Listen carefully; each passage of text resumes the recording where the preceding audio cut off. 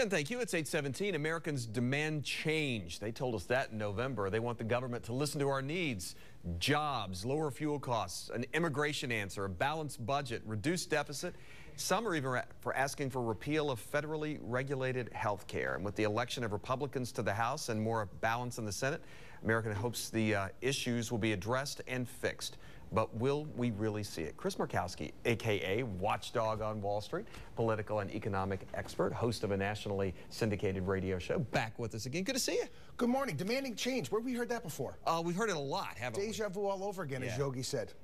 It's true. Well, it looks like we're going to get some positive numbers on the unemployment front today, at least down from 9.9, I think, to 9.8 to 9.7. Certainly good news. The problem with that number is it doesn't look at the overall picture. You have to look at the U6 numbers, which basically is going to show us around 17 to 18%. That's basically unemployment as a whole. Why don't you tell people what that means? Because that's a number that people we don't talk about a lot. Well, there's also talking about the disenfranchised workers, the workers that stopped looking for work. They're not included in the numbers that we see. So the overall picture is a lot worse than we're actually putting it out to be. We still have a long way to go to get the economy moving and grooving again. And that's some of the change that I think that we need to have happen going forward is actually, they're described as animal spirits. Almost people wanting to go out there and build and create and do things again, not being felt like they're held back. When that comes back to the economy, that's when you're going to start seeing more capital come off the table by corporations, small businesses, basically the government getting out of their way so we can start hiring again. Well, that's what I was about to say to you, because when we hear about things, animal spirits, things like that, we're talking about less government control, less government in the way that, and letting people do what they do, which is build the economy. Well, it's interesting because Scott was one of the first things he did when he got in. He said, listen, no more regulation, no more nonsense here. We can't, government's got too much. And actually, Representative Ice out of California, he caught some flack a couple days ago because he was actually going to businesses and saying, what regulations out there are making it difficult upon you? And I don't understand why he's getting flack, because I think you need to do that. You want to uncage business. You want them to have the ability to go out there to hire and do things.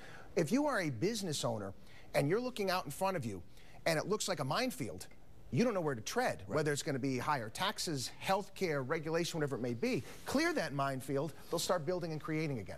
You mentioned Rick Scott. I mean, apparently, from what he said in his speech the other day, he's going to look at every regulation in this state. Is it worth having it? Does it actually do any good, or has it outlived its usefulness? Oh, that is a key, and I can't tell you how many people that I speak to on my radio program on every day here in the Tampa Bay area for 3 hours, business owners talking about impact fees, things that are getting in their way from going out there and doing stuff. Because there's a point in time where you're going to say, you know what? It's not worth the trouble. I'm not going to do it. I don't feel like doing it. It's not worth the trouble. I don't feel like dealing with this local regulation, whatever it may be. You kind of have to clear that stuff, and that's when we'll start growing again. We need to do this here for the state. We've got to become a more diverse economy down here in Florida. We cannot just be tourism and home building and maybe some elder care. We got to start getting in manufacturing and other things as well. Chris, we have a lot of time left, but I want to ask you about this. We had a big change in Congress this week, and Republicans took over the House, and as we said, there's more of them in the Senate now. Are you hopeful about what this next Congress can accomplish? I'm always, you know, we grow up, we wake up every single day, we're blessed. We live in the greatest country in the world, so you always have to be hopeful because you live in this country. Let's hope that they can get their act together. Let's hope that maybe they can work together in regards to pushing the agenda and get rid of a lot of the bipartisan nonsense. All right, Chris Markowski. Pleasure. Thanks, good to see you. As well. Come back anytime, okay? Got it. All right. And we got a link to Chris's website at myfoxtampabay.com. Just look under the Good Day page. And when we come back, we're under the big top with Charlie Belcher.